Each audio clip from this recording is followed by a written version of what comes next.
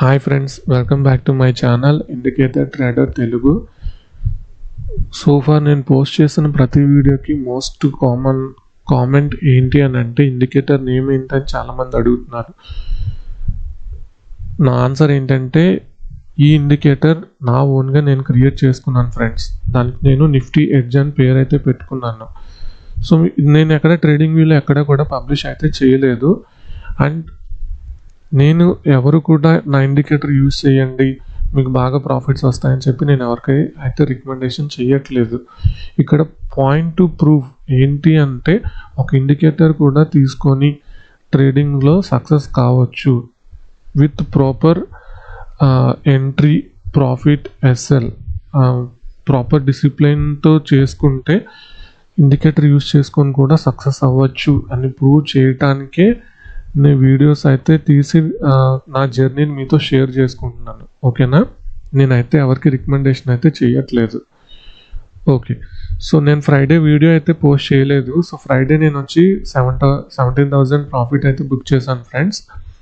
So ఇక్కడ చూసుకున్నట్టయితే టోటల్గా మనకి 4 కాల్స్ అయితే వచ్చాయి కదా. సో ఫస్ట్ 2 కాల్స్లో ప్రాఫిట్ అయితే స్టాప్ లాస్ హిట్ అయింది. ఇక్కడ మనం అనుకున్న టార్గెట్ 1:2 అయితే రీచ్ కాలేదు. సో నా టార్గెట్ ఏంటంటే అయితే ప్రాఫిట్ లేదా ఎస్ఎల్. సో నేను అంత స్ట్రిక్ట్గా ఫాలో అవుతాను. సో నెక్స్ట్ 2 కాల్స్లో కూడా నాకు 1:2 టార్గెట్స్ అయితే 2 వచ్చాయి. సో ఓవరాల్గా 17,000 ప్రాఫిట్ అయితే బుక్ చేశాను.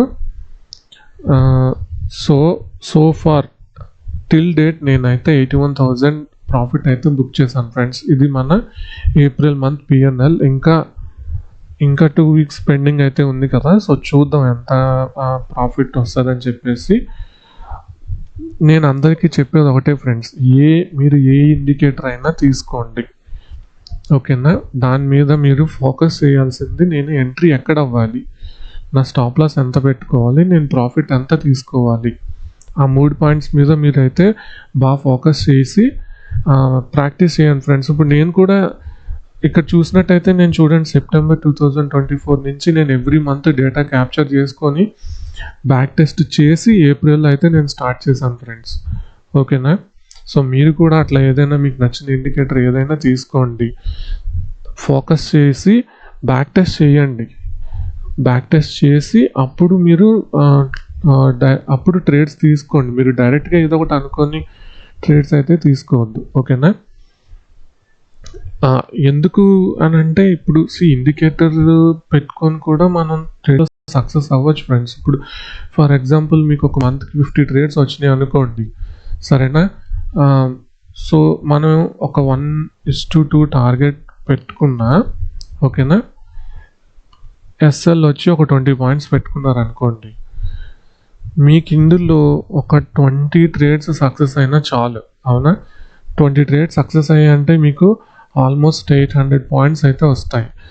రిమైనింగ్ 30 ట్రేడ్స్ పోయినాయి అనుకోండి, -600. Okay, fine. సో ఇక్కడ ఓవరాల్గా మీరు స్టిల్ 200 పాయింట్స్ ప్రాఫిట్లో అయితే ఉంటారు కదా ఫ్రెండ్స్. సో ఇది నేను ప్రూవ్ చేయాలనుకుంటున్న పాయింట్. ఓకేనా? సో నేను చేయాలనుకున్న పాయింట్ అయితే ఇది. సో ఫర్ ఎగ్జాంపుల్ నేను ఇప్పుడు ప్రస్తుతానికి నేను 3 lakhs క్యాపిటల్తో అయితే చేస్తున్నాను. ఓకేనా? సో నేను ట్రేడ్ చేసే క్వాంటిటీ వచ్చేసరికి 525 క్వాంటిటీ ట్రేడ్ చేస్తున్నాను. నేను అనుకున్న టార్గెట్ నాకు 200 పాయింట్స్ వచ్చినాయి అనుకోండి, నాకు 1 lakh ప్రాఫిట్ అయితే వస్తుంది కదా. ఓకేనా?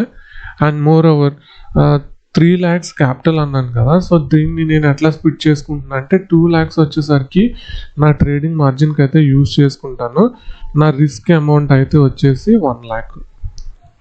ఎందుకంటే మనం స్టార్ట్ చేసిన రోజే ఒక 2-3 ఎస్ఎల్స్ హిట్ అవ్వచ్చు, ఛాన్సెస్ ఉంటాయి కదా. సో అందుకని నా రిస్క్ వచ్చేసి నేను 1 lakh పెట్టుకున్నాను, 2 lakhs ఏమో ట్రేడింగ్ మార్జిన్ యూజ్ చేస్తున్నాను. సో నా క్యాపిటల్ 3 lakhs. సో ఇప్పుడు చూడండి, ఆల్మోస్ట్ 80,000 ప్రాఫిట్ అయితే వచ్చింది. ఇంకా 2 వీక్స్ కూడా చూద్దాం ఎంత వస్తుందో చూద్దాం. నేను పెట్టుకున్న క్యాపిటల్కి రిటర్న్ ఆన్ ఇన్వెస్ట్మెంట్ ఎంత పర్సంటేజ్ వస్తుందో చెక్ చేసుకుంటాను. సో నేను చెప్పే పాయింట్ అది ఫ్రెండ్స్, ఏదైనా తీసుకోండి, బ్యాక్ టెస్ట్ చేయండి, ఈ 3 పాయింట్స్ చూసుకోండి. ఎంత పెట్టుకోవాలి, రిస్క్ రివార్డు ఎస్ఎల్ ఎంత పెట్టుకోవాలి, ఎంట్రీ ఎక్కడ అవ్వాలి అని చెప్పేసి మీరు కూడా ప్రాక్టీస్ చేయండి. Thank you so much. Content నచ్చితే లైక్, షేర్ అండ్ సబ్స్క్రైబ్ చేయండి. బాయ్.